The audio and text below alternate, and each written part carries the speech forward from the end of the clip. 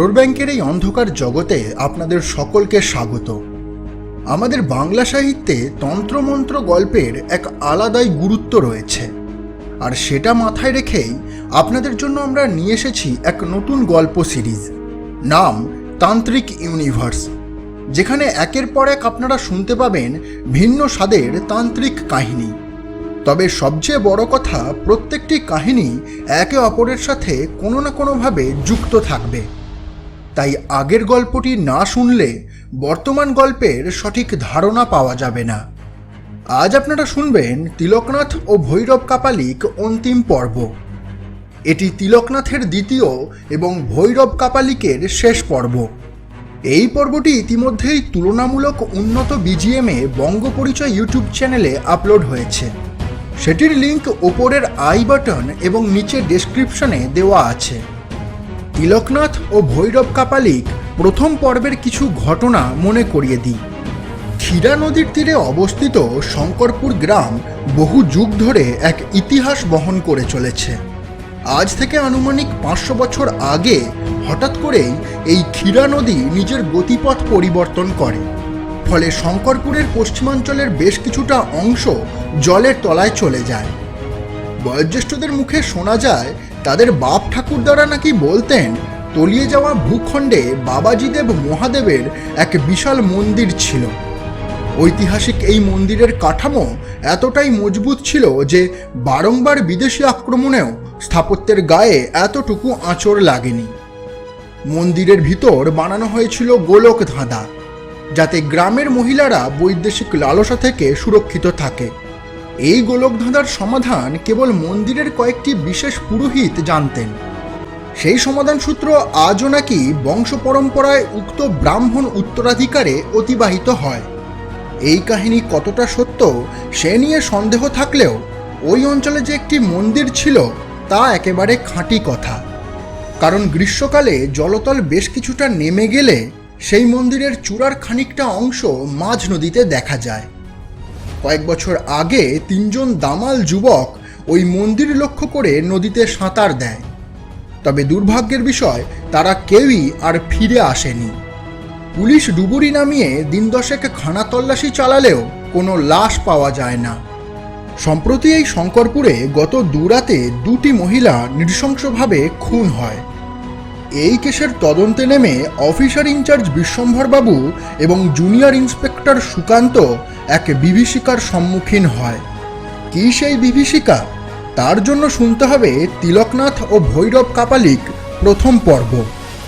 গল্প পাঠে শিল্পা, বিশ্বম্ভরবাবুর চরিত্রে সুন্দরম, তিলকনাথের কণ্ঠে এবং সাউন্ড ডিজাইনিংয়ে অনিকেত, কাহিনীর লেখক এবং সুকান্তের চরিত্রে আমি সৈকত।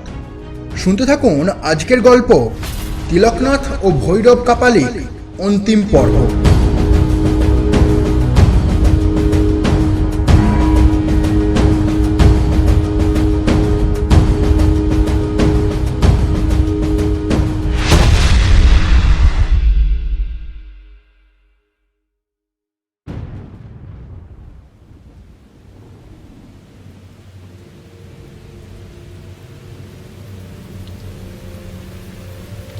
গত 2 দিন ধরে এক নাগাড়ে বৃষ্টি হয়েই চলেছে।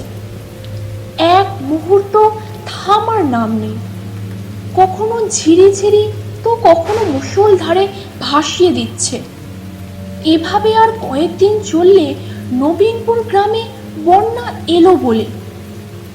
তবে দশাননবাবুদের এখন এইসব ভাবার একদম সময় নেই, কারণ এই দুর্যোগে তাদের কোনো রকম অসুবিধা হচ্ছে না।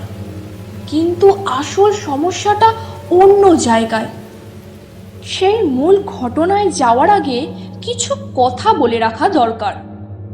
লোকমুখে যেটুকু জানা যায়, 18 শতকের গোড়ার দিকে জমিদার নবীনচন্দ্র সেন উত্তরাধিকার সূত্রে ভদ্রেশ্বরের কাছে বিশাল জায়গার মালিকানা লাভ করেন।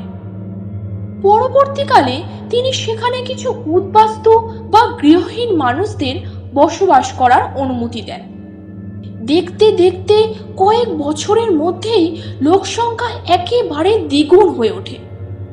হিন্দু ব্যতীত অন্যান্য অন্যান্য সম্প্রদায়ের মানুষও সেখানে থাকা শুরু করে।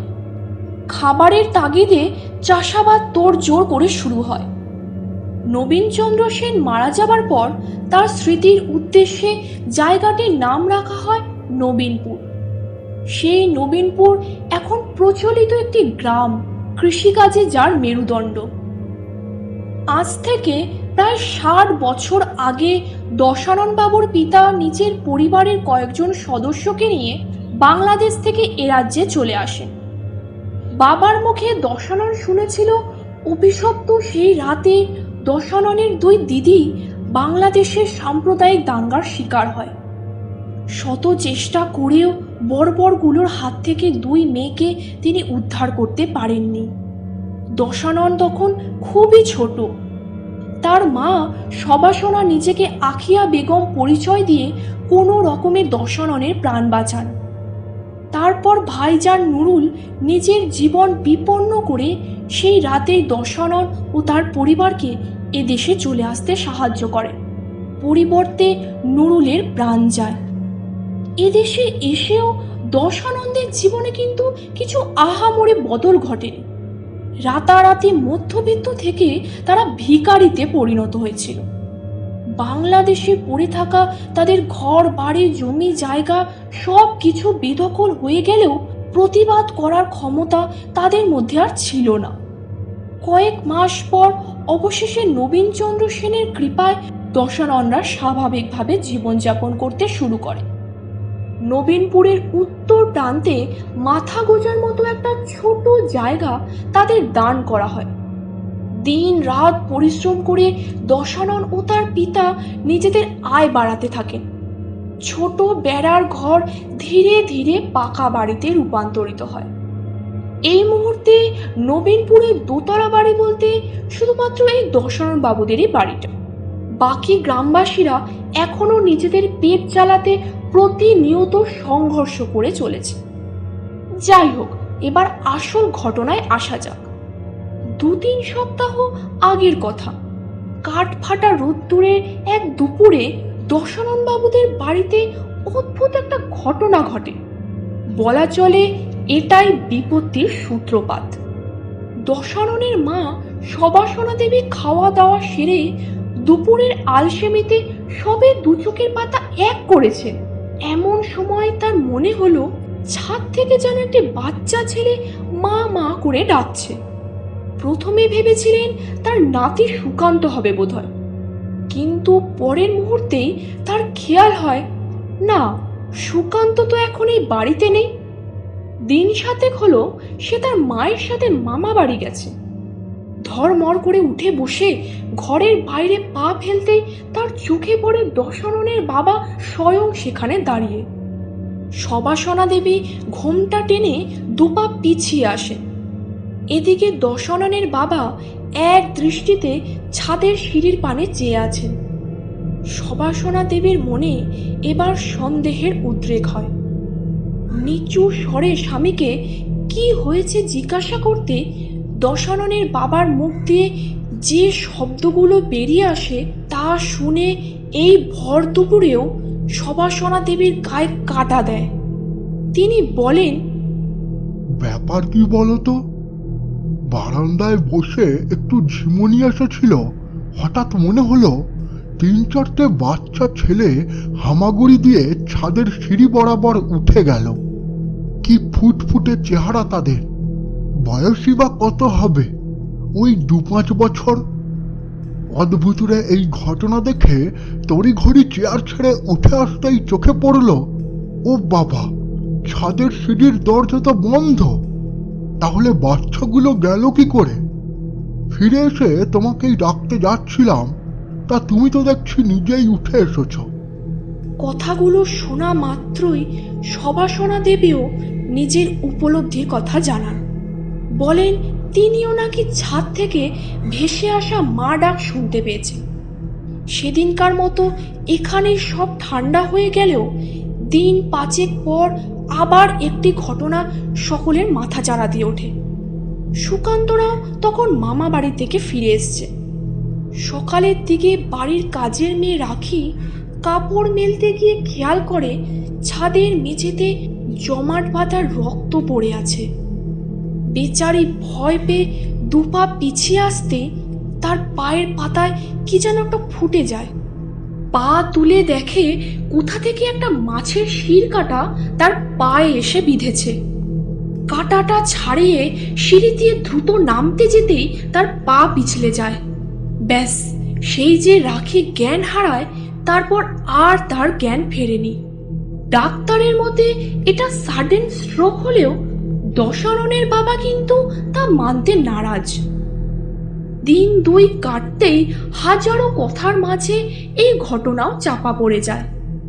তবে গত পরশু রাতে যা ঘটে তাতে পরিবারের সবাই একমত হয়, এই বাড়িতে কিছু একটা ঘটেছে। সব যেন আর আগের মতো নেই। সেদিন রাতে সুকান্তকে তার ঠাকুমার কাছে শোয়ানো হয়েছিল। রাত তখন 2টোর কাছাকাছি। হঠাৎই সুকান্তের মনে হয় ছাদ থেকে যেন তার মা তাকে তার নাম ধরে ডাকছে। সে বিছানা ছেড়ে উঠতেই তার ঠাকুমা অর্থাৎ সবাসনা দেবী খপ করে সুকান্তের হাত টেনে ধরেন। বলেন এই আওয়াজ নাকি তিনি আগেও শুনেছেন।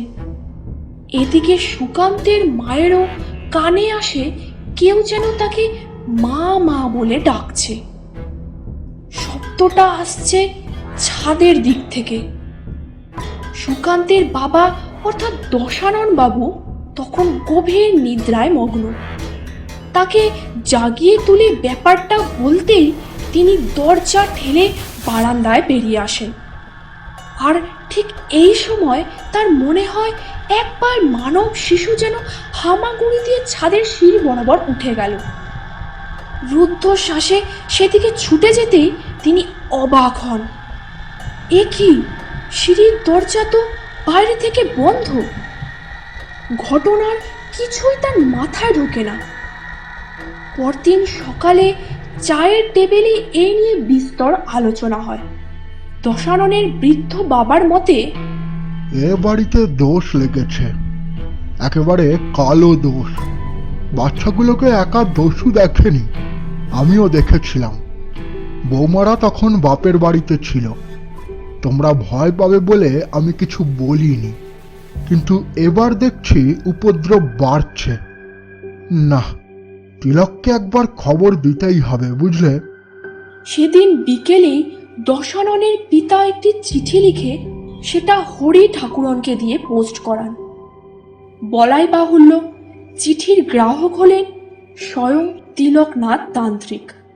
তার সাথে দশাননের পিতার কি সম্পর্ক তা বলা বেশ কঠিন। কথাবার্তায় দুজনকে একে অপরের বন্ধু মনে হলেও উভয়ের কিন্তু বয়সের পার্থক্য কমপক্ষে 40 বছর। সুকান্তের দাদুর বয়স 70 পেরিয়ে গেলেও তার তথাকথিত বন্ধু তিলকনাথকে দেখে কিন্তু প্রৌঢ় বলেই মনে হয়। মাঝারি চেহারা, উজ্জ্বল গাত্রবর্ণ, কাঁধ অব্দি ঝোলানো মাথার কাঁচা পাকা লম্বা চুল, চোয়ালের অবিন্যস্ত কালচে দাড়ি তাকে বৃদ্ধ প্রতিপন্ন করে না। চিঠি পাঠানোর 3 দিন পর তিলকনাথ নবীনপুর গ্রামে এসে হাজির হন। এদিকে বাড়ির ছোট ছেলে সুকান্ত শৈশব থেকেই সাহিত্যের তন্ত্র মন্ত্রের গল্পে আকৃষ্ট। কিন্তু তিলকনাথকে দেখে সে এইটুকু বুঝতে পারে যে সব তান্ত্রিক কিন্তু ভবঘুরে হয় না। কিছু তান্ত্রিক আছেন যারা সারাদিন মানুষের মতোই নির্দিষ্ট জায়গায় নির্দিষ্ট বাড়িতে বসবাস করে। যাদের বাড়ির ঠিকানায় চিঠি পাঠালে সেই চিঠির উত্তরও আসে। তান্ত্রিকরাও কিন্তু মানুষ, তবে সাধারণ বলাটা বোধহয় ঠিক নয়। সুকান্ত দেখে বাড়িতে প্রবেশ করে তিলকনাথ তান্ত্রিক দশাননের বাবাকে 1.5 কেজি গোটা সর্ষের জোগাড় করতে বলেন। এর প্রকৃত উদ্দেশ্য কিন্তু সুকান্তের অজানা নয়। কত গল্পে সেই ঘটনার উল্লেখ পেয়েছে। মন্ত্রপুত সর্ষে দিয়ে বাড়ি ঘেরা হয়, তিলকনাথ তান্ত্রিক তাদের বাড়িতে বাঁধন দেবেন। তারপরে বোধহয় দোষ কাটাতে মহাযজ্ঞ শুরু হবে। কিন্তু সেই যজ্ঞের উপকরণ কি, আর কেমন করেই বা তিলকনাথ দশানন্দের বাড়ির দোষ কাটিয়েছিলেন তা আজও সুকান্তের অজানা।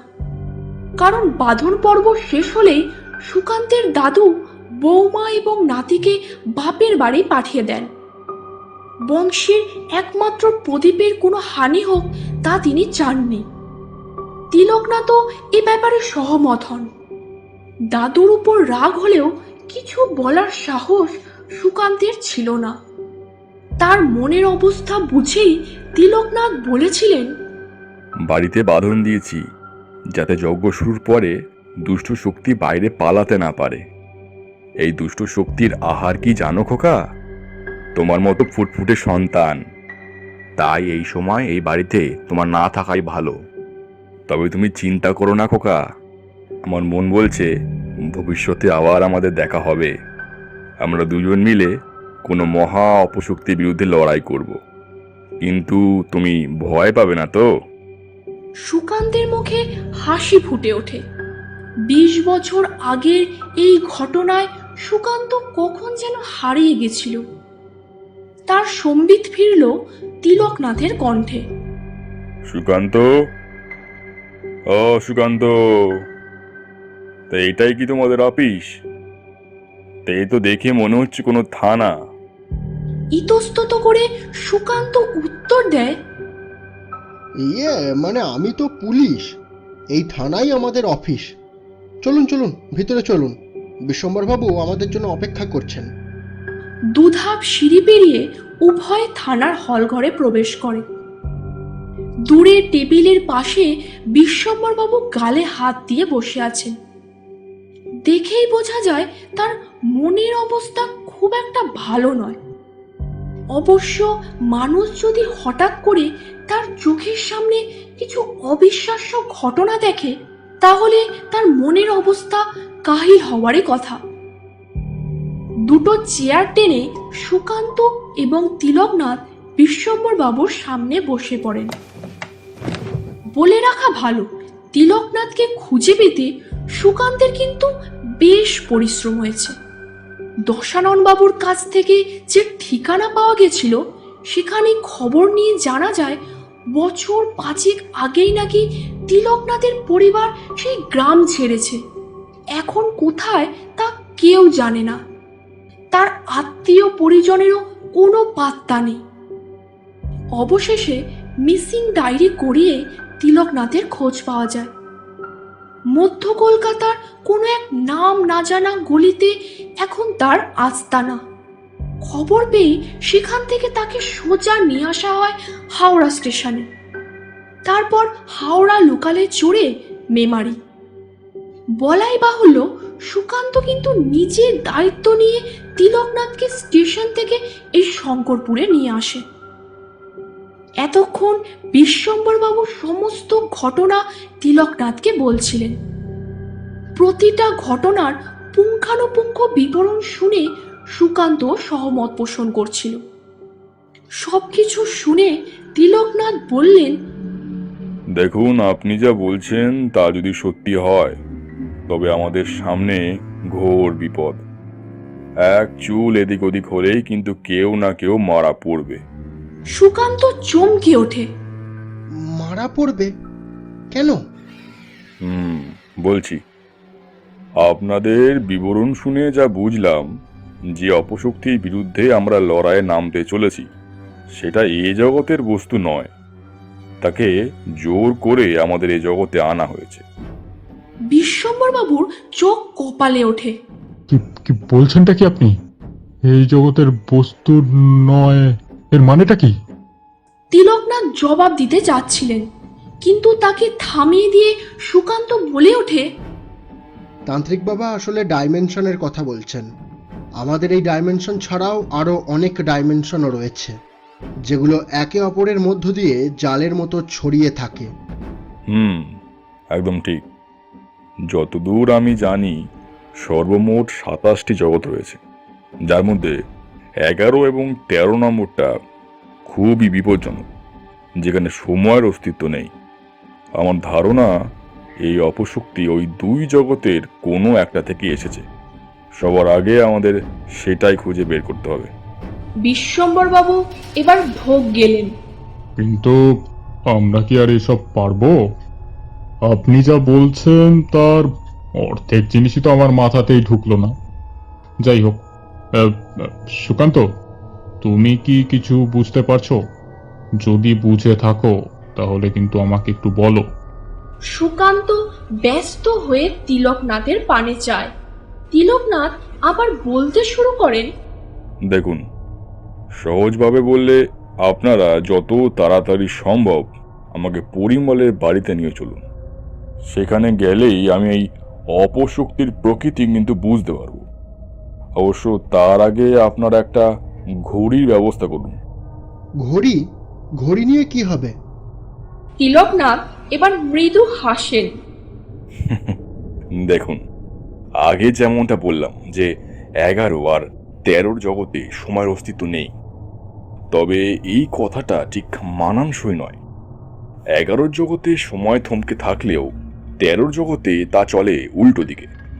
এতক্ষণে কিছুটা হলেও ব্যাপার বিশ্বম্বর বাবুর মাথায় ঢোকে। ও আচ্ছা আচ্ছা আচ্ছা, বুঝেছি।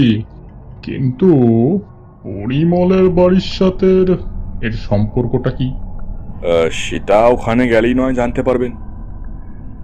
চলুন, আর দেরি করে লাভ নেই। এক রাশ ধুলো উড়িয়ে পুলিশের জিপ থানা থেকে বেরিয়ে যায়। পথে যেতে যেতে তিলকনাথ এই রহস্যের আরো কিছুটা জট খোলেন। তার মতে ভৈরব কোনো এক কালো জাদু প্রক্রিয়ায় এই মহাশক্তিধর শয়তানকে এই জগতে নিয়ে এসেছে। ইংরেজিতে যাকে বলে সামন অফ আ ডেমন। তিনি এও বলেন এই সমস্ত অপশক্তির নাকি নিজস্ব কোনো আকার নেই, তাদের প্রয়োজন হচ্ছে একটা আধার। বর্তমানে সেই আধার হচ্ছে স্বয়ং পরিমল। তবে তাকে খোঁজার আগে আরেকটি গুরুত্বপূর্ণ কাজ সম্পন্ন করতে হবে, কিন্তু সেটা যে ঠিক কি তা কিন্তু তিলকনাথের আর বলা হলো না, কারণ ইতিমধ্যে জিপ পরিমলের বাড়ির সামনে এসে থামল। প্রথমে সুকান্ত, তারপর এক এক করে বিশ্বম্বর বাবু এবং তিলকনাথ গাড়ি থেকে নামলেন। চারপাশে একবার চোখ বোলাতে বিশ্বম্বর বাবুর মনে হলো এই কি সেই জায়গা যেখানে দুদিন আগেও তারা ওত পেতে বসেছিলেন। পরিমলের আসল রূপ যদি তিনি আগেই জানতে পারতেন তবে কখনোই তিনি এই কেসে জড়াতেন না। তবে কি আর করা যাবে এখন? একবার যখন এইসব শুরু হয়েছে তখন তিনি এর শেষ দেখেই ছাড়বেন। ধীর পায়ে বিশ্বম্বর বাবু পরিমলের বাড়িতে প্রবেশ করেন। তিলকনাথ এবং সুকান্ত তার পিছু নেয়। তারা উঠোন পেরিয়ে সেই অভিশপ্ত ঘরের সামনে এসে দাঁড়ায়। না, আশেপাশে কেউ নেই, পরিমলকেও দেখা যায় না। তবে সবচেয়ে বিস্ময়কর ব্যাপার, পরিমলের মায়ের মৃতদেহ কিন্তু সেখানে নেই। আর গত কয়েকদিনে কেউ কিন্তু এই ব্যাপারে কোনো নালিশও জানায়নি। বিশ্বম্বর বাবু আশা করেছিলেন পরিমলকে না পেলেও তার মায়ের মৃতদেহ এই ঘরেই পড়ে থাকবে, কিন্তু মৃতদেহ তো দূর, ঘরে এক ফোঁটা রক্তও দেখা গেল না। তিলকনাথ জিজ্ঞাসা করলেন, এটাই কি সেই ঘর যেখানে শেষবার আপনারা ওই শয়তানকে দেখেছিলেন? সুকান্ত সম্মতি জানালো। বেশ, তবে একটু অপেক্ষা করুন। আর হ্যাঁ, ঘড়িটা নিয়ে এসেছেন তো? আরে, ঘড়ি তো আমার হাতেই আছে। কাজে বেরোনোর আগে বাঁ হাতের কবজিতে ঘড়ি পরা আমার অনেক দিনের অভ্যেস। আচ্ছা, তবে কাজ শুরু করা যাক। এই বলে তিলকনাথ চোখ বুজে উপর পানে তাকিয়ে কি সব বিড়বিড় করতে থাকেন। নিঃসন্দেহে বলাই যায় তিনি কোনো মন্ত্র পড়ছেন। এদিকে সেই আষ্টে গন্ধটা যেন বেড়েই চলেছে। সন্ধ্যা নামতে এখনো অনেক দেরি, তবুও পরিমলের বাড়িতে যেন আধার ঘনিয়েছে। মিনিট 10 এইভাবে চলার পর তিলকনাথ চোখ মেলে তাকান, গম্ভীর স্বরে বলে ওঠেন, বিশ্বম্বর বাবু, এবার ঘড়িটা একবার দেখুন তো। ফুল স্লিভ শার্টটা একটু টেনে বা হাতের কবজির দিকে তাকাতেই তিনি চমকে ওঠেন। এ কি কি করে সম্ভব? বিস্ফোরিত চোখে সুকান্ত এবং বিশ্বম্বর বাবু দেখতে থাকেন হাত ঘড়ির প্রত্যেকটি কাঁটা যেন উল্টো দিকে ঘুরতে শুরু করেছে। ঘড়িটা কি খারাপ হয়ে গেল না কি বলো তো সুকান্ত? উত্তরটা অবশ্য তিলকনাথ দিলেন। না, আপনার ঘড়ি ঠিকই আছে। আমি সময়ের অন্তরালে গিয়ে পরীক্ষা করছিলাম এই অপশক্তি ঠিক কোন জগৎ থেকে এসেছে। যা বোঝা গেল এটা ওই 13 জগতের জীব। তাই আমাদের পরবর্তী পদক্ষেপগুলো ঠিক সেই অনুযায়ী নেওয়া হবে। এখন যত তাড়াতাড়ি সম্ভব এখান থেকে পালানোই ভালো। বাকি কথা আমি থানায় গিয়ে বলছি। তিনজনেই বাড়ির বাইরে বেরিয়ে এলেন। না, সত্যি পরিমলের কোনো পাত্তা নেই। এদিকে সূর্য পশ্চিম আকাশে ঢলে পড়েছে। কি যেন একটা পাখি দূরের ওই কদম গাছে এক নাগাড়ে ডেকেই চলেছে। বিশ্বম্বরবাবু দেরি না করে জিপের দিকে রওনা হলেন। থানায় ফিরতে বেশ রাত হয়ে গেল। সারাদিনের খাটাখাটনিতে আর কারণ না হোক সুকান্তের অবস্থা বেশ কাহিল। তাকে দেখেই বোধহয় তিলকনাথ বললেন, না, আজ আর কিছু করা যাবে না মনে হচ্ছে। আজ একটু বিশ্রাম নেওয়া যাক। কাল সকালে না হয় বাকি পরিকল্পনাগুলো নেওয়া হবে। সেই রাতে এ নিয়ে আর কোনো কথা হলো না। আলোচনা শুরু হলো একেবারে পরদিন বেলা 10টায়। কফির কাপ হাতে সুকান্ত থানার হল ঘরে প্রবেশ করল। তিলকনাথ এবং বিশ্বম্বরবাবু অনেক আগে সেখানে হাজির হয়েছেন। সুকান্ত একটা চেয়ার টেনে তাদের সামনে বসতেই তিলকনাথ বলে উঠলেন, কাল রাতে এইসব নিয়ে অনেক কিছু ভাবনা চিন্তা করলাম, বুঝলেন। যেমনটা আগে বলেছিলাম ঠিক তেমনভাবে কিন্তু পদক্ষেপগুলো নিতে হবে। সবার আগে সেই জীবটাকে খুঁজে বের করতে হবে যার মাধ্যমে ওই অপশক্তি এ জগতে এসেছে। বিশ্বম্বরবাবুর এবার খটকা লাগে। জীব মানে কোন ধরনের জীব? এমন এক ধরনের জীব যারা অনায়াসেই দুই জগতের মধ্যবর্তী প্রাচীর ভেদ করতে পারে। আরে বাবা, সেটা তো না হয় বুঝলাম, কিন্তু জীবটা কি? ফড়িং, অন্য জগতের একটা ফড়িং। কি আপনি বলতে চাইছেন সামান্য একটা ফড়িং এই অপশক্তিকে এই জগতে এনেছে? হ্যাঁ, এও কি সম্ভব? এবার সুকান্তের মুখে কথা ফোটে। স্যার, আমি কিছু বলি। আপনি বোধহয় জানেন ফড়িংকে ইংরেজিতে বলে ড্রাগন ফ্লাই, কিন্তু এর আসল কারণটা কখনো ভেবে দেখেছেন কি?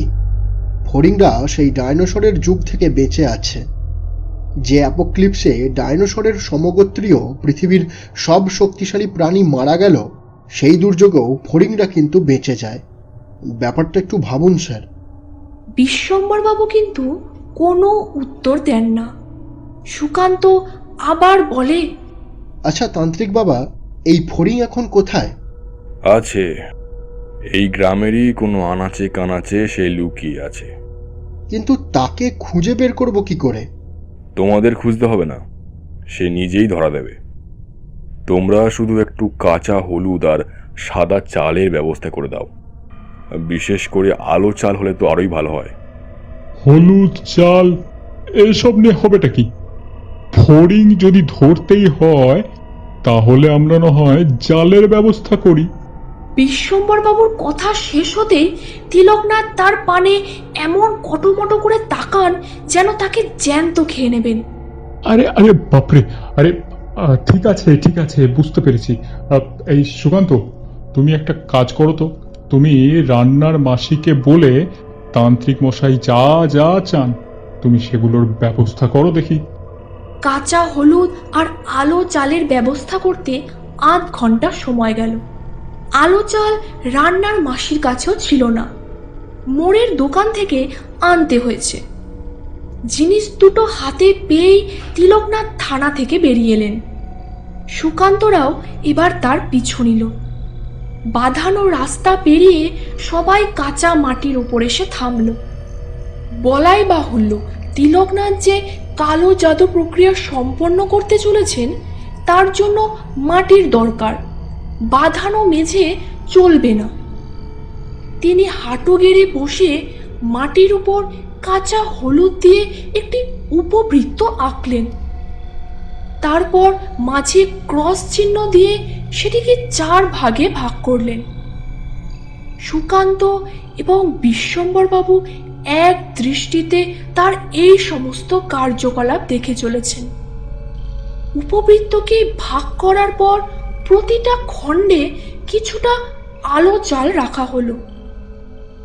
এরপর পদ্মাসনে বসে তিলকনাথ পুনরায় বিড় করে মন্ত্র উচ্চারণ শুরু করলেন। দেখতে দেখতে উপবৃত্তের বাঁদিকের আলো চাল সম্পূর্ণ কালো রং ধারণ করল। এই তো পেয়েছি। ব্যাটার ছেলে গ্রামের পশ্চিম প্রান্তে লুকিয়ে আছে। হ্যাঁ, বলেন কি? আপনি এখানে বসে সবকিছু বুঝে গেলেন? বুঝতে পারলাম। দেখুন, এই উপবৃত্তটা হলো শঙ্করপুর গ্রাম। মন্ত্র পাঠ করার ফলে এর বাম দিকের চালগুলো সব নষ্ট হয়ে গেল। এখন যদি এটাকে আমি ম্যাপ হিসেবে মনে করি তবে বাম দিক মানে কিন্তু সেই পশ্চিম দিকটাই হচ্ছে। কিন্তু স্যার, ওখানে তো জঙ্গল, তাছাড়া নদীর ওদিকটায় ঘরবাড়িও তেমন নেই। বিশ্বম্বরবাবু কি যেন ভাবেন, এরপর বলে ওঠেন, আরে তাতে আমাদের কি? আমরা তো যাচ্ছি ফড়িং ধরতে, বাঘ শিকারে তো আর যাচ্ছি না। তিলকনাথ মনে মনে ভাবেন এই ফড়িং বাঘের থেকে কম কিছু নয়। তবুও ওরা ভয় পাবে এই ভেবে তিনি মুখে কিছু বললেন না। বেশ, চলুন তবে। বেশি দেরি করলে আবার রাত হয়ে যাবে। এক্ষুনি রওনা দেওয়া উচিত। চলুন। না, এখন গিয়ে কোনো লাভ হবে না। আপনাদের বলা হয়নি, একমাত্র সূর্য অস্ত গেলেই এই ফড়িং আমাদের চোখের সামনে এসে ধরা দেবে। দিনের আলোয় আর 5টা ফড়িংয়ের সাথে এর কোনো পার্থক্য কিন্তু খুঁজে পাওয়া যায় না। তার মানে আপনি বলতে চাইছেন রাতের বেলা আমাদের জঙ্গলে যেতে হবে, তাও আবার ফড়িং ধরতে? সেই আর কি। একটি দীর্ঘশ্বাস ফেলে তিলকনাথ থানার দিকে হাঁটা শুরু করেন। ঠিক হয় সেদিন বিকেল 4টে তারা রওনা দেবেন। ক্ষীরা নদীর পাড়ের জঙ্গলে পৌঁছতে ঘন্টা 3 লাগবে, অর্থাৎ তখন সন্ধ্যা ঘনিয়ে আসবে। তাই ফড়িংটিকে খুঁজে পাওয়া খুব একটা কঠিন হবে না। বেলা 2টোর মধ্যেই তারা দুপুরের খাওয়া দাওয়া শেষ করেন। আজ শনিবার, তাই নিরামিষ ভোজন। পাতে পড়েছে ভাত, ডাল, শুক্তো, 3 ধরনের সবজি আর চাটনি। কিন্তু খাবারের গুণমান যে খুব একটা ভালো নয় তা তিলকনাথের কথা শুনে বোঝা যায়। আরে ধুর, এসব খেয়ে বেঁচে আছেন কি করে মশাই? আমার যোগগুরু তো ওনার সাধনাতে এত খারাপ খাবার খায়নি। যাই হোক, বেলা 3টে পেরোতেই বিশ্বম্বরবাবু যাত্রার তোড়জোড় শুরু করেন। সার্ভিস রিভলভার, 3 ব্যাটারির টর্চ সবই সাথে নেন। তখন রাত্রি 8টা। জিপের দরজা খুলে একটি জোরালো টর্চের আলো বেরিয়ে এলো। তার পিছু পিছু 2 জন মানুষ নামলেন। বিশ্বম্বরবাবু, আপনি আলো নিয়ে আমার সাথে আসুন। আর সুকান্ত, তুমি পিছন দিকটা একটু নজরে রাখো। ক্ষীরা নদীর এদিকটা জানা অজানা গাছগাছড়ায় ঠাসা। 6টি পা অতি সাবধানে এগিয়ে চলেছে। আচ্ছা স্যার, একবার তান্ত্রিক বাবাকে জিজ্ঞেস করুন না আমরা অ্যাকচুয়ালি কোথায় যাচ্ছি, মানে ফড়িংটা ঠিক কোথায় আছে। তিলকনাথ পাশ ফিরে চায়। আপনি ঋণাত্মক শক্তি অনুভব করবেন। ঋণাত্মক শক্তি মানে? মানে স্যার নেগেটিভ ভাইবস। হ্যাঁ, কিন্তু অসুবিধে হবে না তো? না না, আপাতত কোনো অসুবিধা নেই। এই বলে তিলকনাথ বিশ্বম্বর বাবুর কপালে হাত রাখেন। সাথে সাথে তার মনে হয় জঙ্গলের ভেতর থেকে যেন একটা ঠান্ডা হাওয়া বেরিয়ে আসছে। কি শীত করছে তো? এটাই ঋণাত্মক শক্তি। গন্তব্যের যত কাছে আমরা পৌঁছাবো এই শীতলতা ততই বৃদ্ধি পাবে। চলুন এগোনো যাক। তারা আবার চলতে শুরু করে। তিলকনাথ যত এগোতে থাকেন বিশ্বম্বর বাবুর শীতল অনুভূতিটা ততই বাড়তে থাকে। প্রায় 40 মিনিট হাঁটার পর সুকান্তের খেয়াল হয় তার সামনে এবং পিছনে দুধারে হুবহু একই রকম জঙ্গল। এই রে, তাহলে কি তারা শেষমেশ পথ হারালো? এদিকে কোনো এক অজানা বিপদের আশঙ্কায় তিলকনাথও দাঁড়িয়ে পড়েছেন। দাঁড়ান দাঁড়ান, কিছু একটা গন্ডগোল আছে। কথা শেষ হতে না হতে পাশের ঝোপ থেকে কি যেন একটা ওদের দিকে তেড়ে আসে। পরিমল, পরিমল, পরিমল, গুলি করবো কিন্তু। চার পায়ে জিপটার চোখ নাক কিচ্ছু নেই, রয়েছে শুধু শত শত হিংস্র দাঁত। ওটি বিশ্বম্বর বাবুর উপর ঝাঁপিয়ে পড়ে।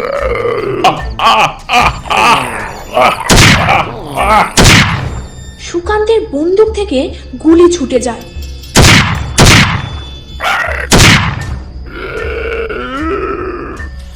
স্যার, স্যার, স্যার ঠিক আছেন আপনি? দেহের উপর থেকে কতাকার প্রাণীটাকে পাশে ঠেলে বিশ্বম্বর বাবু উঠে দাঁড়ান। খুব বাঁচা বেঁচে গেছি। তুমি ঠিক সময় গুলিটা করলে, না হলে হয়তো। চলুন, ফড়িং পেয়ে গেছি। পিছনের ঝোপ থেকে বেরিয়ে এসে তিলকনাথ বললেন, ব্যাটার ছেলে এখানে বসে পাহারা দিচ্ছিল। আগেই আমার আন্দাজ করা উচিত ছিল। ইস, হিসাবে ভুল হয়ে গেল। সে না হয় ঠিক আছে, কিন্তু এরপর কি হবে? কার? বিশ্বম্বর বাবু মাটিতে পড়ে থাকা কতাকার প্রাণীটার দিকে অঙ্গুলি নির্দেশ করতে যান। কিন্তু প্রাণী কোথায়? এ তো পরিমল। সুকান্ত, দেখো দেখো, বেঁচে আছে নাকি দেখো তো। পরিমল, পরিমল, না স্যার, হার্টবিট চলছে। গুলিটা পাঁজর ফুঁড়ে বোধহয় বেরিয়ে গেছে। তিলকনাথ বাবু, আমি তো কিছু বুঝতেই পারছি না। দেখুন, পরিমলকে আমরা কিন্তু গুলি করতে চাইনি, কিন্তু তা সত্ত্বেও। জানি, যতক্ষণ এই অপশক্তি আমার কবলে আছে ততক্ষণ ও কারো ক্ষতি করতে পারবে না। এমনকি যারা ওর বশবর্তী ছিল তারাও স্বাভাবিক অবস্থায় ফিরে আসবে। কিন্তু স্যার, পরিমল যদি জানতে পারে যে সে নিজেই তার বৃদ্ধা মাকে খুন করে খেয়েছে, তবে সেটা তার জন্য কতটা ডার্ক হবে একবার ভেবে দেখুন। না না না না, সেসব কথা এখন ওকে বলা যাবে না। চলুন আমরা থানায় ফিরে যাই, বাকি কথা না হয় সেখানে গিয়েই হবে। সুকান্ত পাজা কোলা করে পরিমলকে জিপের দিকে নিয়ে আসে। এক ঝলকের জন্য তিলকনাথের হাতে থাকা মহাজাগতিক ফড়িংটি বিশ্বম্বর বাবুর চোখে পড়ে। ফড়িং না বলে ওটিকে ডানাওয়ালা কাঁটাযুক্ত মাকড়সা বললে বোধহয় উপযুক্ত হয়। রাত তখন 1:30। একটা শব্দ করে থানার সামনে জিপ এসে থামল। প্রথমে বিশ্বম্বর বাবু, পরে তিলকনাথ এবং তারপর সুকান্ত গাড়ি থেকে নামলো। পরিমলের অবস্থা খুব একটা ভালো নয়। প্রতি মুহূর্তে রক্তক্ষরণ বেড়ে চলেছে। বিশ্বম্বর বাবু আদেশ দিলেন, সুকান্ত, তুমি বরং পরিমলকে সদর হাসপাতালে নিয়ে যাও, বুঝলে? এখনো যা রাত দেখছি আশা করি এখন রওনা দিলে সকালের মধ্যে ফিরে আসতে পারবে। ওকে হাসপাতালে ভর্তি না করলে সমস্যা পরে আরো বাড়বে। সুকান্ত কথা না বাড়িয়ে ড্রাইভিং সিটে চড়ে বসে। মুহূর্তের মধ্যেই পুলিশের জিপ চোখের আড়াল হয়ে যায়। তিলকনাথ বিশ্বম্বরবাবুর কাঁধে হাত রেখে বলেন, কিচ্ছু চিন্তা করবেন না, সব ঠিক হয়ে যাবে। একবার যখন আমি এসে পড়েছি তখন এর শেষ দেখেই ছাড়ব। বিশ্বম্বরবাবু মনে বেশ কিছুটা বল পান। বোঝাই যায় ভেতরে ভেতরে তিনি হাঁপিয়ে পড়েছেন। সুকান্তের সামনে কিছু না বললেও তিলকনাথের চোখে ব্যাপারটা অনেকটাই ধরা পড়েছে। ভিতরে চলুন, আপনার সঙ্গে কিছু কথা আছে। থানার হলঘরে প্রবেশ করতেই তিলকনাথ কাপড়ের খুঁট থেকে কাঁচা হলুদের থলেটি বার করেন। তারপর টেবিলের উপর ছড়িয়ে ছিটিয়ে থাকা কাগজপত্রগুলিকে একপাশে সরিয়ে সেখানে একটি উপবৃত্ত অঙ্কন করেন। আঁকা শেষ হলে তার হাতে থাকা ফড়িংটিকে উপবৃত্তের কেন্দ্রে রেখে চোখ বুজে ঈষৎ গুনগুন স্বরে মন্ত্রপাঠ শুরু করেন। যতক্ষণ মন্ত্র জপ চলতে থাকে ততক্ষণ বিশ্বম্বরবাবুর মুখে কোনো কথা শোনা যায় না। গুনগুন শব্দ থেমে যেতে বিশ্বম্বরবাবু বলে ওঠেন, শুনুন তিলকনাথ বাবু, সুকান্ত ছেলে মানুষ, ওর সামনে এসব বলতে পারি না, তাই আপনাকে বলছি। আমার কিন্তু বেশ ভয় করছে। আমি কি এসব পারবো? আপনি তন্ত্র মন্ত্র জানেন, কিন্তু আমি তো সাধারণ পুলিশ অফিসার মাত্র। আমি বলি কি, আপনি নিজেই এসব করুন না, আবার এসবের মধ্যে আমাদেরকে কেন? লাভ আছে বিশ্বম্বর বাবু, আপনার মধ্যে যে কতটা ক্ষমতা লুকিয়ে আছে তা আপনি নিজেও জানেন না। সময় সব আপনাকে বুঝিয়ে দেবে। আর এমনিতেও যে প্রক্রিয়ায় আমরা লিপ্ত হয়েছি তাতে পদে পদে বিপদ আছে। আমার একার পক্ষে এই প্রক্রিয়া সম্পন্ন করা সম্ভব নয়। প্রক্রিয়া? তা কি প্রক্রিয়া? ত্রিকালদর্শিনী শনির যজ্ঞ। হ্যাঁ, সেটা আবার কি? শুরু থেকেই বলি তাহলে। এই গ্রামে পা দিয়েই আমি বুঝতে পেরেছিলাম যে ঋণাত্মক শক্তি আমি অনুভব করেছি তা ইহজাগতিক নয়। কারণ এত শক্তিশালী প্রবাহ এর আগে কখনো দেখেছি বলে মনে পড়ে না আমার। তারপর আপনাদের মুখ থেকে পুরো ঘটনাটা শোনার পরেই বুঝতে পারি আমার ধারণাটাই ঠিক। টেবিলে পড়ে থাকা ফড়িংটার দিকে আঙুল তুলে তিলকনাথ বলেন, এটা যে সে ফড়িং নয়। এর মধ্যে যতটা ঋণাত্মক শক্তি নিহিত আছে তা আপনি কল্পনাও করতে পারবেন না। তবে ও এখন আমার মায়াজালে বন্দি। যতক্ষণ এটা আমার এই মন্ত্রপুত কাঁচা হলুদের গণ্ডির ভিতর রয়েছে ততক্ষণ আমাদের কোনো ভয় নেই। আমরা ত্রিকালদর্শিনী শনিযজ্ঞ সম্পন্ন করতে পারবো। কিন্তু এই যজ্ঞের আসল উদ্দেশ্যটা কি? দেখুন, আমাদের মূল লক্ষ্য হলো এই অপশক্তিকে এর নিজের জগতে বিতাড়িত করা। তবে সেটা করতে গেলে আমাদের সবাইকেই 13 জগতে কিন্তু প্রবেশ করতে হবে। হ্যাঁ, কি বলছেনটা কি? ঠিকই বলছি।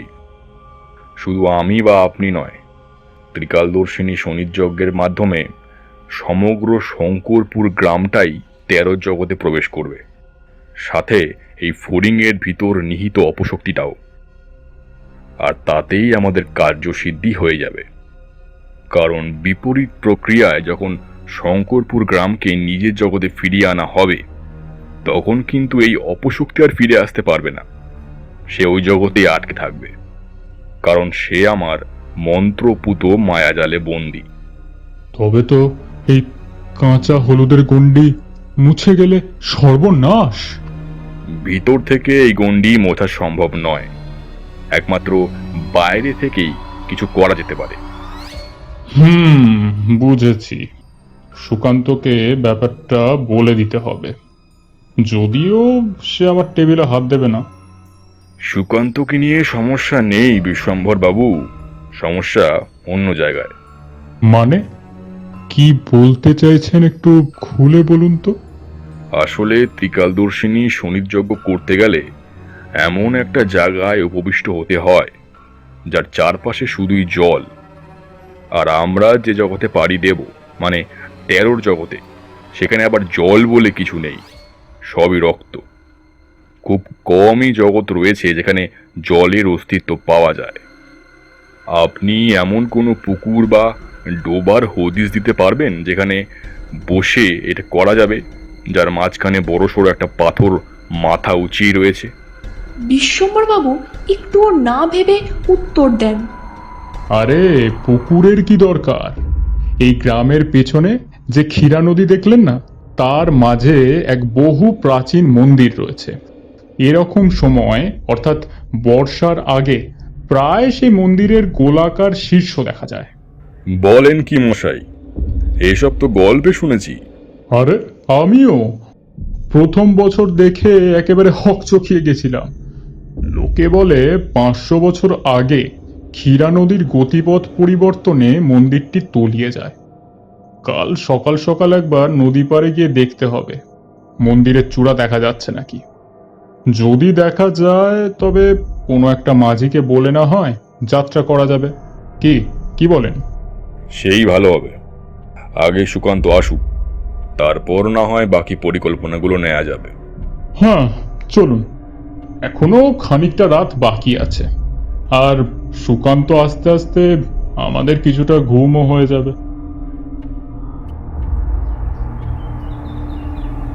ঘড়িতে সময় তখন সকাল 8টা। সুকান্তের ডাকে বিশ্বম্বরবাবুর ঘুম ভাঙল। হলঘরে একটি চেয়ারের উপর তিনি ঘুমিয়ে পড়েছিলেন।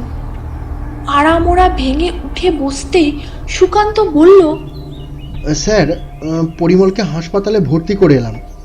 জ্ঞান ফিরেছে, তবে গত কয়েকদিনের কোনো কথাই সে মনে করতে পারছে না। তাই আমিও গুলির ব্যাপারটা বলিনি। ডাক্তাররা হয়তো আন্দাজ করতে পেরেছে, তবে আমাকে জিজ্ঞেস করার সাহস পায়নি। এখন আপনি বলুন, এদিকে কতদূর কি হলো? সব বলবো, তবে এখন তুমি একটু বিশ্রাম নিয়ে নাও দেখি। সারা রাত জেগেছ, চোখের তলায় তো একেবারে কালি পড়ে গেছে। না না স্যার, আমি ঠিক আছি। আচ্ছা, তান্ত্রিক বাবা কোথায়? উনি ভেতরের ঘরে ঘুমোচ্ছেন, তুমি যাও, আমি ফ্রেশ হয়ে আসছি। তিলকনাথের মুখ থেকেই সুকান্ত পুরো ব্যাপারটা জানতে পারে। হঠাৎ করেই নতুন এক উদ্দীপনায় তার শরীর পুরো চাঙ্গা হয়ে ওঠে। কারণ ক্ষীরা নদীর তলদেশে যে প্রাচীন মন্দির রয়েছে, তার রহস্যভেদের সুপ্ত ইচ্ছাটা সুকান্তের অনেক দিনেরই। আজ একরকম তা পূরণ হতে চলেছে। তবে সব থেকে গুরুত্বপূর্ণ যে কথাটি সে বলল তা হলো, পরিমলকে হাসপাতালে ভর্তি করে ফিরে আসার সময় ভোরের দিকে নদীর পাড়ে বাঁধানো রাস্তায় জিপ তুলতেই তার চোখে পড়ে ক্ষীরা নদীর একেবারে মাঝখানে চ্যাপ্টা মতন একটা বিশাল পাথরের স্তূপ মাথা উঁচু করে রয়েছে। ওটাই যে সেই প্রাচীন মন্দির তাতে কিন্তু কোনো সন্দেহ নেই। তাই এখন অহেতুক নদী পাড়ে না গিয়ে বিকেলের দিকে মাঝি মল্লা নিয়েই না হয় রওনা দেওয়া যাবে। যেমন কথা তেমন কাজ। বিশ্বম্বরবাবু নিজেই গ্রাম খুঁজে মন্টু নামের একজন জেলেকে জোগাড় করে আনলেন। পরিকল্পনা শুনেই তো মন্টুর মাথায় হাত। ওই প্রাচীন পবিত্র মন্দিরে অভিযানের কথা তো সে স্বপ্নেও ভাবতে পারে না। সে এও বলে, ক্ষীরা নদীতে প্রায় সাধু জলের কুমিরের উপদ্রব হয়। অবশেষে মোটা বকশিস দিয়ে বিশ্বম্বরবাবু তাকে রাজি করান। দুপুরের মধ্যেই সব আয়োজন সম্পূর্ণ হয়। তবে মন্টু মাঝি ছাড়া গ্রামের কাউকে এই ব্যাপারে কিচ্ছু জানানো হয়নি। পরিমলের পরিণতি যেভাবে গোপন রাখা হয়েছে, ঠিক সেইভাবেই এই সমগ্র অভিযানের কথা কোনো গ্রামবাসীকে বলা হবে না। এটাই হচ্ছে বিশ্বম্বরবাবুর বক্তব্য। অবশ্য তিলকনাথ এবং সুকান্তেরও কিন্তু এই একই মত। বেশি জানাজানি হলে বিপদের সম্ভাবনা প্রবল। তাছাড়া কোনো মতেই যেন সদর থানায় খবর না যায়, কারণ আর্কিওলজিক্যাল সার্ভে অফ ইন্ডিয়ার অধীনে থাকা এই প্রাচীন মন্দিরের অনুপ্রবেশ রীতিমতো এক দণ্ডনীয় অপরাধ। তাই এইসব ঝুটঝামেলায় কেউ জড়াতে চাইবে না। বিকেল বাড়ার আগে যাত্রা শুরু হলেও যতক্ষণে মন্টু মাঝি তিলকনাথ সহ বাকি সদস্যদের নিজের ডিঙির কাছে নিয়ে এলো, ততক্ষণে আকাশের কোণে মেঘের ঘন ঘটা শুরু হয়েছে। চোখের নিমেষেই গোটা আকাশ যেন কালো মেঘে ছেয়ে গেল। দূরে কোথাও এক নাগাড়ে বাজ পড়েই চলেছে। এমন দুর্যোগে নদীতে ডিঙি ভাসানো মানে তো আত্মহত্যারই সমান। কিন্তু মন্টুর কোনো উপায় নেই। 3 গুণ বকশিস নিয়েছে, কাজ তো তাকে করতেই হবে। প্রথমে মাঝি, পরে সুকান্ত, বিশ্বম্বরবাবু এবং সবশেষে তিলকনাথ ডিঙির উপর চড়ে বসলেন। ঘাটে বাঁধা দড়ি খুলে মন্টু সবে দাঁড় বাইতে যাবে, এমন সময় সবার খেয়াল হলো নদীর পাড়ে রাস্তা ধরে কেউ যেন ছুটে আসছে। কি ব্যাপার বলুন তো স্যার, গ্রামে কি সব জানাজানি হয়ে গেল নাকি? বিশ্বম্বরবাবু উত্তর দেওয়ার আগে এক অদ্ভুত চেহারার বৃদ্ধ ঘাটের মাথায় এসে দাঁড়ালো। ছিপছিপে চেহারাটায় তার মাথাটায় যেন ষাঁড়। হাঁপানির চোটে তার কোমর ঝুঁকে পড়েছে। সেই অবস্থাতেও সে এক হাত তুলে চিৎকার করে বলল, দাঁড়ান দাঁড়ান আপনারা, ওই ওই মন্দিরে কিছু করবেন না। যুগ যুগ ধরে তেনারা ওখানে ঘুমিয়ে আছেন। আপনাদের কাজকর্মে একবার জেগে উঠলেই ঘোর বিপদ। কেউ কেউ বাঁচবে না, সবাই সবাই মারা পড়বে। বিশ্বম্বরবাবুর ডিঙি থেকেই দাঁত খিচিয়ে তেড়ে এলেন। তিলকনাথ ও সুকান্ত কোনো রকমে পরিস্থিতি সামাল দিল। বেশ, যান তবে। আপনারা জোয়ান মানুষ, আপনাদেরকে আটকানোর ক্ষমতা আমার নেই। তবে জেনে রাখবেন, তেনারা একবার জেগে গেলে আমাদের সবার বিপদ। আপনারাও কিন্তু রেহাই পাবেন না। এই বলে বৃদ্ধ যেদিক থেকে এসেছিল সেই পথে সে ফিরে গেল। মন্টু মাঝিও এটা সেটা না ভেবে আবার দাঁড় বাইতে শুরু করলো। ক্ষীরা নদীর নিকষ কালো জলে দাঁড়ের ছপাং ছপাং শব্দ আর মাথার উপর বর্ষার মেঘের গুরুগম্ভীর গর্জন যেন এক অলৌকিক যুগলবন্দি ঘটিয়েছে। সকলের মনে এক তীব্র আশঙ্কা।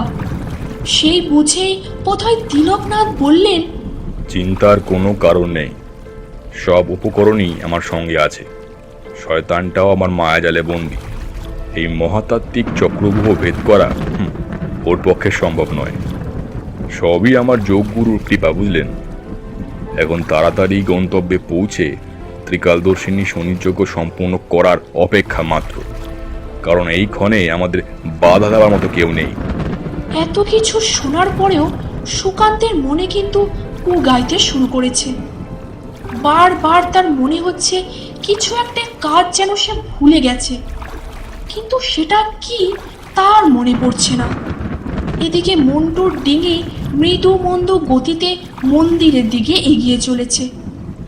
মনে হচ্ছে ঠিক যেন একটা খাঁজ কাটা বিশাল স্তূপ একটু একটু করে ওদের দিকে সরে আসছে। এদিকে সন্ধ্যা হতেই রান্নার মাসি কোয়ার্টারে বিশ্বম্বরবাবুদের দেখতে না পেয়ে সোজা থানায় এসে হাজির হন। হল ঘরে প্রবেশ করতেই তার চোখে পড়ে বড় টেবিলটায় কাগজপত্র সরিয়ে হলুদের গণ্ডি কাটা হয়েছে। উমা, থানার টেবিলে আবার হলুদ কে লাগালো? বাবু দেখেনি বোধহয়, দেখলে নিশ্চয়ই আমাকে পরিষ্কারের কথা বলতো। যাগে, এসেছি যখন তখন ঘর দোরটা একটু গুছিয়ে দিয়ে যাই। এই বলে তিনি ঘরের কোণ থেকে তার ঝাড়ু হাতে তুলে টেবিলের দিকে এগিয়ে যান। এ আবার কি? হলুদের মধ্যে একটা ফড়িং মরে পড়ে আছে না? বিষ হলুদ নাকি এটা? ঝাড়ুর এক টানে ফড়িং সমেত হলুদের গণ্ডি মেঝের উপর নিক্ষিপ্ত হয়। এতক্ষণে সুকান্তের মনে পড়ে, এই রে, বিশ্বম্বরবাবু সকালে বলেছিলেন রান্নার মাসিকে আজকের ব্যাপারটা কিছুটা বুঝিয়ে বলে দিতে, সাথে এও যে আজ আমরা থাকবো না। ইস, একদম ভুলে গেছি। রান্নার মাসি অবাক বিস্ময়ে দেখেন নিচেতে পড়া মাত্রই ফড়িংটি শটান উড়ে জানলা দিয়ে বেরিয়ে যায়। মাঝি, তাড়াতাড়ি হাত চালাও, সে মুক্ত হয়ে গেছে। আমাদের বড় বিপদ। কি, মুক্ত হয়ে গেছে? মানে কি করে? আপনি যে বললেন আপনার মায়াবী শক্তি ছিন্ন করে ওই শয়তানের পক্ষে বেরোনো সম্ভব নয়, তাহলে? তা আমি জানি না, তবে তবে সে আসছে। আমি অনুভব করতে পারছি, তীব্র রোষে সে ফুঁসছে। মাঝি, তুমি জলদি চলো, আর আরো জোরে দাঁড় চালাও। সে তো না হয় চালাচ্ছি বাবু, কিন্তু বড় পাড়া ঢেউ তুলে ওটা আমাদের দিকে কি আইছে বলুন তো? কই কই দেখি। এই বলে সুকান্ত জলের উপর টর্চের আলো ফেলে। কুমির! একটা বড়সড় কুমির এদিকেই তেড়ে আসছে।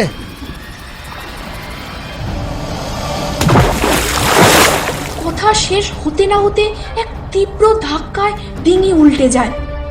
সকলে জলের উপর ছিটকে পড়ে। তাড়াতাড়ি তাড়াতাড়ি সাঁতরাও সব। ওই তো কাছেই মন্দির দেখা যাচ্ছে। সুকান্তের কথায় সবাই সামনের উঁচু পাথর দিকে লক্ষ্য করে সাঁতার দেয়, কিন্তু নিমেষের মধ্যে শক্ত কালচে খোলসের এক দানব বিশ্বম্বর বাবুর বা হাত কামড়ে টেনে নিয়ে যায়।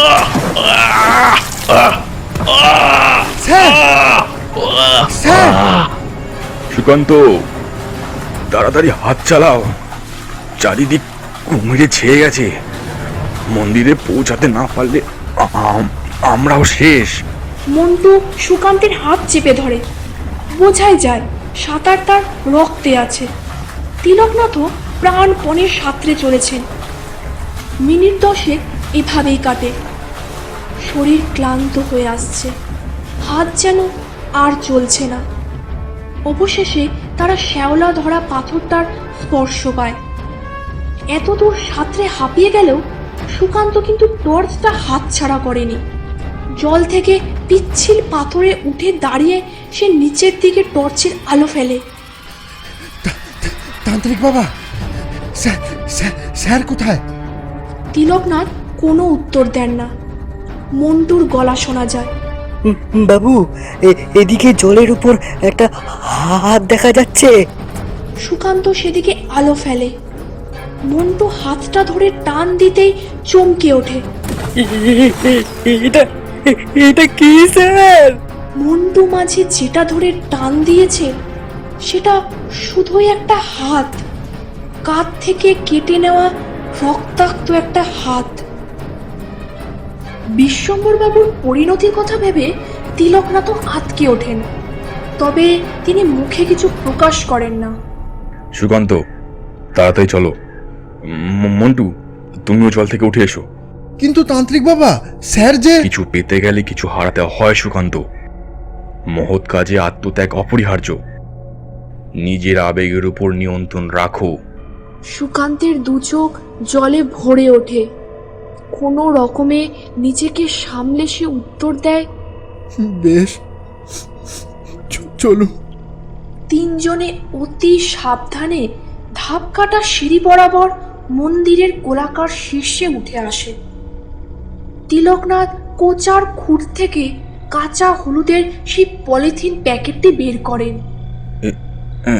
হে, একদম ভিজে গেছে। যাকগে, এতেও কাজ হবে। তিনি সুকান্ত ও মন্টুকে কাছে টেনে নিজেদের চারপাশে হলুদ দিয়ে এক বিশাল গণ্ডি কাটেন। শোনো, এর বাইরে বেরোলেই কিন্তু বিপদ। যতক্ষণ আমার যজ্ঞ চলবে ততক্ষণ তোমরাই ভিতরেই থাকবে। শয়তানি শক্তি নানাভাবে তোমাদের আকর্ষণ করবে।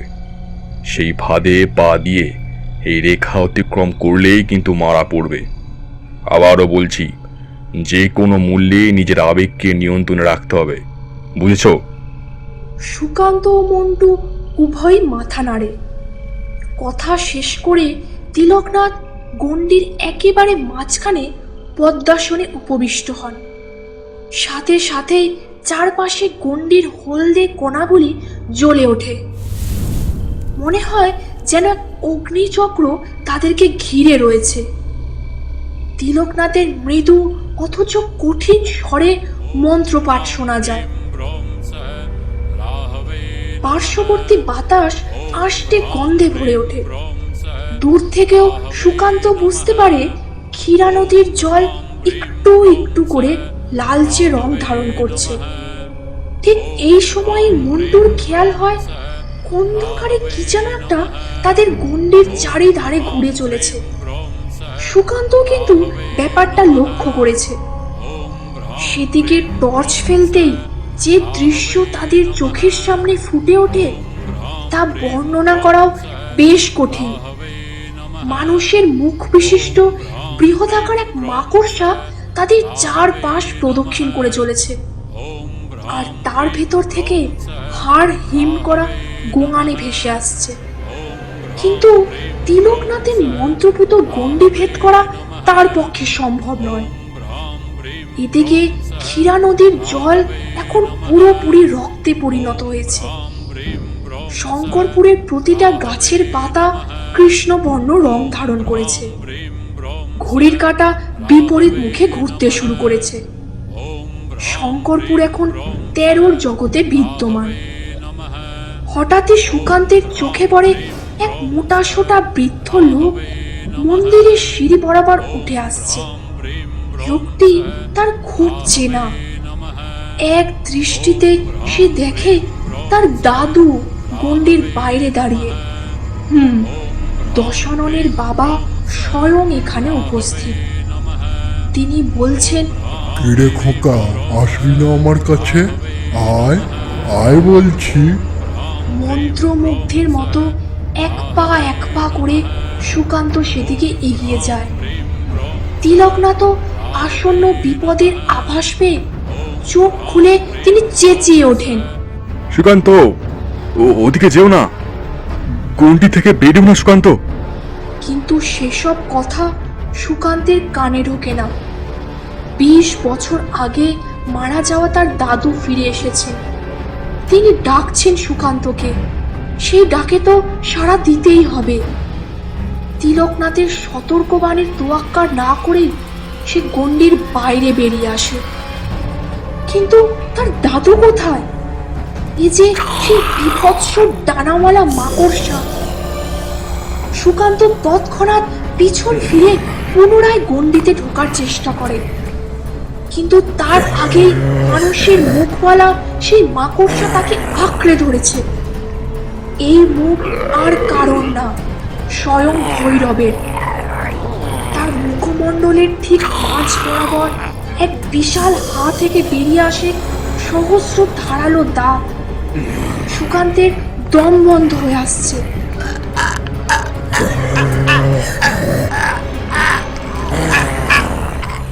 এই কি তবে সুকান্তের পরিণতি?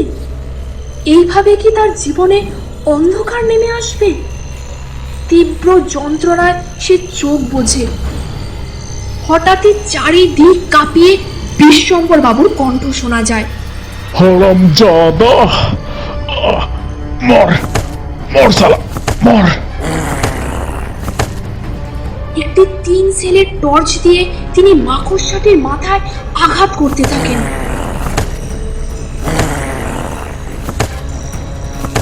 তার শরীর ক্ষত বিক্ষত, পরনে পোশাক নেই বললেই চলে। তবে সব থেকে বড় ব্যাপার, তিনি আক্রমণ করছেন একটি হাতে। অন্য হাতটির জায়গায় কেবল লেগে রয়েছে এক খাবলা মাংস। তান্ত্রিক বলেছেন আমার মধ্যে অনেক ক্ষমতা আছে, আর কুমিরটাকেও মেরেছি আমি, তো তোকেও মারবো। এই নে, মর মর। বারংবার আঘাতে মাকড়সার রূপে দৃষ্টিভ্রম হয়। সেটি সুকান্তকে ছেড়ে বিশ্বম্বর বাবুর উপর ঝাঁপিয়ে পড়ে। এমন সময় মন্টু গণ্ডির বাইরে বেরিয়ে সুকান্তের রক্তাক্ত দেহটি ভেতরে টেনে নিয়ে যায়। সে জ্ঞান না হারালেও চরম আঘাত পেয়েছে। এইদিকে ভৈরবের মুন্ডুধারী মাকড়সা রূপে অপশক্তি বিশ্বম্বর বাবুকে কামড়ে ছিঁড়ে টুকরো টুকরো করতে থাকে। এতক্ষণে তিলকনাথ উঠে দাঁড়ান। মাঝি, তুমি সুকান্তকে নিয়ে তৈরি থাকো। আমি বললেই বাদিকে ঝাঁপ দিয়ে গণ্ডির বাইরে বেরিয়ে যাবে। মন্টু কিছুই বুঝতে পারে না, তবুও তিলকনাথের আদেশ পালনের জন্য সে নিজেকে প্রস্তুত করে। তিলকনাথের হুঙ্কার শোনা যায়, ভৈরব! সাথে সাথে সেই বিভৎস প্রাণী পিছন পানে মুখ ঘোরায়, সরীসৃপের মতো বুকে হেঁটে গণ্ডির দিকে তেড়ে আসে। হঠাৎ করে গণ্ডির হলদে আভা নিভে যায়। মাঝি, পালাও! কথাটা শোনা মাত্রই মন্টু সুকান্তকে কাঁধে নিয়ে বাদিকে ঝাঁপিয়ে পড়ে। তিলকনাথও উল্টো দিকে লাফ দিয়েছেন। কোনো রকমে নিজেকে সামলে কম্পমান পায়ে মন্টু উঠে দাঁড়িয়ে দেখে গণ্ডির প্রতিটি হলদে কণা পুনরায় তীব্র শিখায় জ্বলে উঠেছে, আর তার মাঝে আটকে পড়েছে সে বিভৎস প্রতিমূর্তি। তার আর্তনাদে যেন কান ফেটে যাচ্ছে। তিলকনাথ মাঝিকে উদ্দেশ্য করে চেঁচিয়ে ওঠেন, বিপরীত প্রক্রিয়া শুরু করছি। ভূমিকম্প শুরু হলেই তুমি সুকান্তকে কাঁধে নিয়ে জলের উপর ঝাঁপিয়ে পড়বে। এই বলে তিনি পুনরায় মন্ত্র উচ্চারণ শুরু করেন।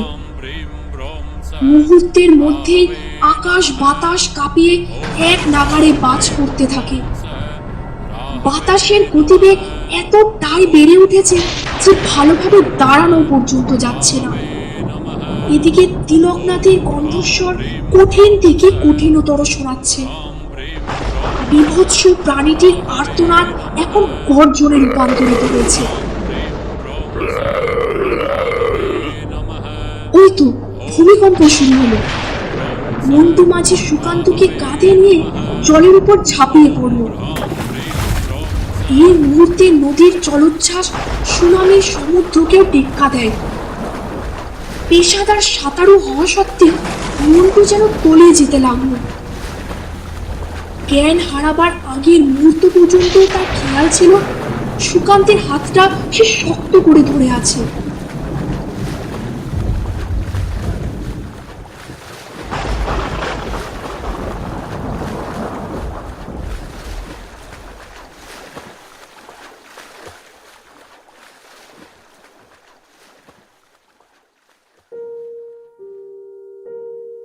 জ্ঞান ফিরতেই সুকান্ত ধড়মড় করে উঠে বসল।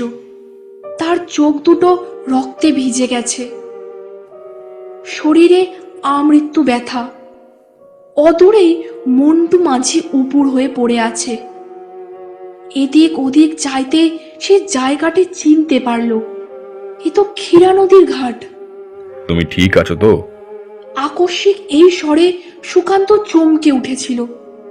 পিছন ফিরে দেখল তিলকনাথ বালির উপর হাঁটু গেড়ে বসে আছে। আর ভয় নেই, শয়তানটাকে মায়াজালে বন্দি করে 13 জগতে রেখে এসেছি। এই জগতে আর আসতে পারবে বলে মনে হয় না। তবে ব্যাপার কি জানো সুকান্ত? মন্দিরটাকে মোটেই স্বাভাবিক বলে আমার মনে হলো না। কিছু একটা আছে, তা আমি ওই পাথরে হাত রেখেই বুঝতে পেরেছিলাম। কিন্তু বিশ্বম্বরবাবু কোথায়? বিশ্বম্বর বাবু আর আমাদের মাঝে নেই। তিনি নিজের প্রাণ দিয়ে তোমাকে রক্ষা করেছেন। এতক্ষণে মন্টু মাঝিও উঠে বসেছে। তবে এই বিভীষিকার রহস্য সমাধান হয়ে গেছে। ভৈরব যে অপশক্তিকে এ জগতে ডেকেছিল তাকে সে নিজের বশে করতে পারেনি। উল্টে সেই শয়তানি শক্তি তাকে বশ করে নেয়। দানবটার গলায় যে মানুষের মুখ দেখেছিলে সেটা সম্ভবত ভৈরবেরই। শক্তি লাভ করে ভৈরব নিজের পৈশাচিক হিংসায় গ্রামবাসীদের হত্যা শুরু করে। পরিমলকেও নিজের শিকার বানায়। যে ফড়িংটাকে তোমরা সাধারণ ভাবছিলে সে চাইলেই এরকম যে কোনো দানবের রূপ নিতে পারত। এটা জানতে পেরেই আমি শুরু থেকে তাকে মায়াজালে বন্দি করেছিলাম। না জানি কিভাবে সে মুক্ত হয়ে যায়। একটি দীর্ঘশ্বাস ফেলে তিলকনাথ আবার বলেন, শেষ পর্যন্ত বিশ্বম্বর বাবুকে বাঁচানোর অনেক চেষ্টা করেছিলাম, কিন্তু ওই মহৎ কাজে আত্মত্যাগ অপরিহার্য। সুকান্তের গাল বরাবর দুফোঁটা জল গড়িয়ে পড়ে।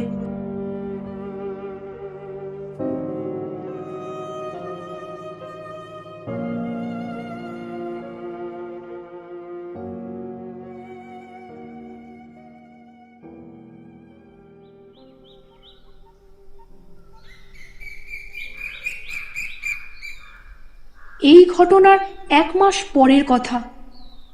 সকলের মন থেকে দুর্যোগের রেশ কাটতে বেশ কিছুদিন সময় লেগেছে। তিলকনাথ এখনো শঙ্করপুরেই রয়েছেন। কলকাতার এদোগলিতে বাস করতে তার আর মন চায় না।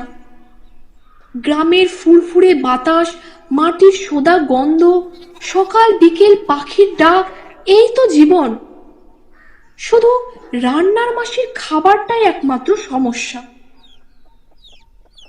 দিনু নামের এক রাখাল সেদিন বিকেলে নদীর পাড় দিয়ে বাড়ি ফিরছিল।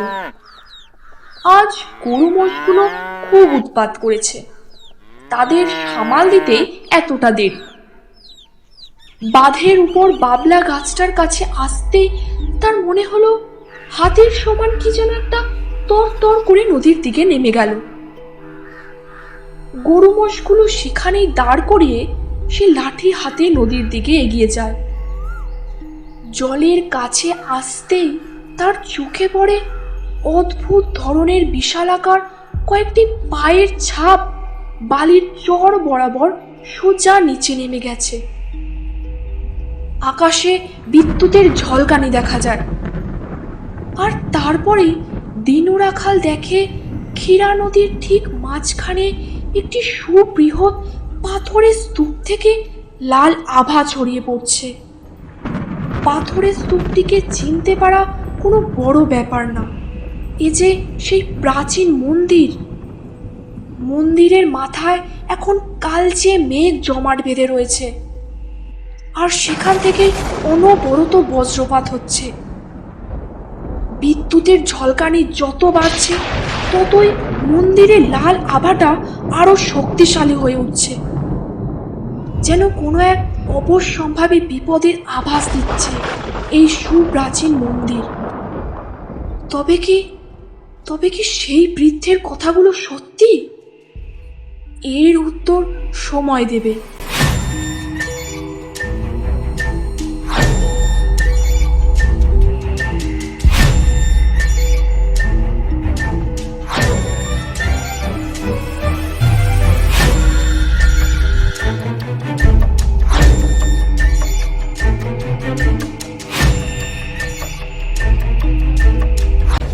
শুনছিলেন তিলকনাথ ও ভৈরব কাপালিক শেষ পর্ব। গল্প পাঠে শিল্পা, তিলকনাথের কণ্ঠে অনিকেত, বিশ্বম্ভরবাবুর কণ্ঠে সুন্দরম, সুকান্তের চরিত্রে আমি সৈকত। খুব শীঘ্রই আমরা ফিরব এমনই ভিন্ন স্বাদের নতুন কিছু গল্প নিয়ে। ততক্ষণের জন্য সবাই নিজের পরিবারকে ভালো রাখবেন, আর তার পাশাপাশি নিজের একটু খেয়াল রাখবেন। সবাই ভালো থাকবেন। শুভরাত্রি।